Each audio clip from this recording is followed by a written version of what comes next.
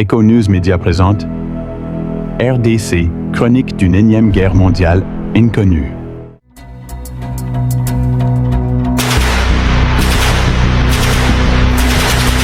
Dans la partie orientale de la RDC, la guerre n'a jamais cessé depuis près de 30 ans. 30 ans de sang, de peur et de frontières redessinées sous le feu des armes. Après la courte accalmie de 2017, le M23 a refait surface en 2022. Soutenu par le Rwanda pour agresser et piller la RDC, il a réactivé les anciennes blessures. Voyant cela, Washington intervient, tentant de ramener la paix entre deux États aux relations minées par la défiance. On se souvient des accords de Washington, porteurs d'un fragile espoir, rapprocher Kinshasa et Kigali sous l'œil attentif des États-Unis. Une feuille de route simple, arrêter les hostilités, discuter des différends, parler de paix et prospérité économique. Mais avant cela, sur le terrain, tout s'effondrait. Comment la RDC, immense et riche, ne parvenait-elle pas à repousser ses agresseurs? Face à une armée éprouvée, le M23 s'est imposé, méthodique et implacable. Armement moderne, logistique efficace, appuis extérieurs, un spectre de guerre invisible mais omniprésent. Le Rwanda, désigné par l'ONU comme agresseur, tire les ficelles d'une guerre par procuration. Les FARDC, courageuses mais fracturées, avançaient dans le chaos. Ordres contradictoires, trahisons internes, généraux corrompus. L'armée s'affaiblissait et vacillait, se repliait stratégiquement, laissant du champ libre aux rebelles qui ont conquis, comme une marche de santé, les deux Kivu.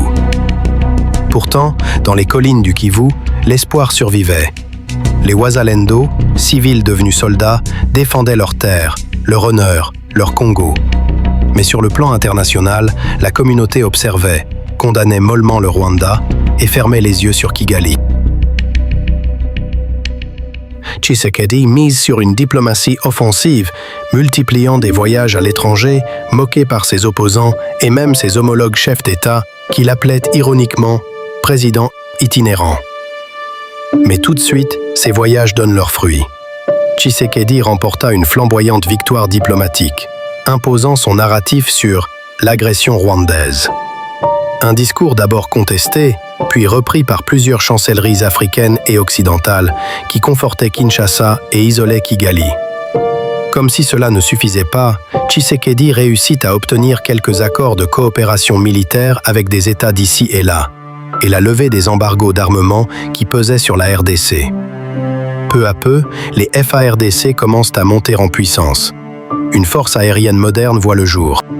Même si l'armée de terre ne reconquiert pas les territoires, des récentes frappes ciblées ralentissent le M23. Pendant ce temps, en coulisses, le pouvoir s'agitait. Tshisekedi passe à la vitesse supérieure. Le deal minéraux contre sécurité est proposé aux États-Unis. Mais tout de suite, l'opposition, jadis jugée faible, ressurgit avec puissance. Joseph Kabila et Moïse Katumbi, deux figures imposantes de l'opposition congolaise, mènent loin de toute caméra une contre-offensive diplomatique. Ils étaient dans tous les forums, salons diplomatiques, dénonçant ce qu'ils appelaient corruption et détournement, clouant Tshisekedi pour sa gestion calamiteuse, son enrichissement illicite, celui de sa famille et certains de ses proches collaborateurs intouchables qui, quoique pris la main dans le sac dans des affaires de détournement ou malversation financière, ne pouvaient être juridiquement inquiétés. Subtilement, Kabila, Katumbi et les autres brandissaient ces multiples scandales comme alibi pour persuader Washington de ne pas signer ce deal historique avec ce régime. Kabila savait que la réussite du deal conforterait le pouvoir de Tshisekedi au-delà des 2 mandats constitutionnels. Ainsi, le projet a vacillé. L'espoir semblait glisser. Le deal jusqu'à nos jours semble se solder par un échec cuisant. En contre-attaque, Tshisekedi brandit le glaive de la justice et ordonna comme par un coup de fil la condamnation à mort de Joseph Kabila, rallumant les braises d'une cohésion nationale fragile. À l'interne, Tshisekedi persiste.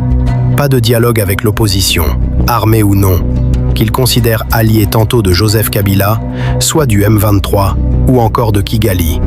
Bref, tout un bourbier que seul Tshisekedi peut expliquer clairement. Mais paradoxalement, à Doha, il négocie encore avec ce même M23 qu'il accusait d'être le poulain de Kabila.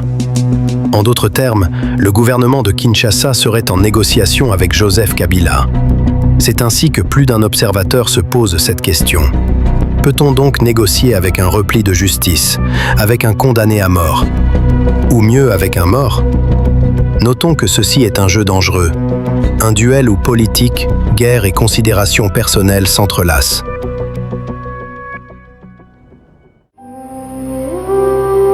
Sur le plan économique, la RDC peine à survivre.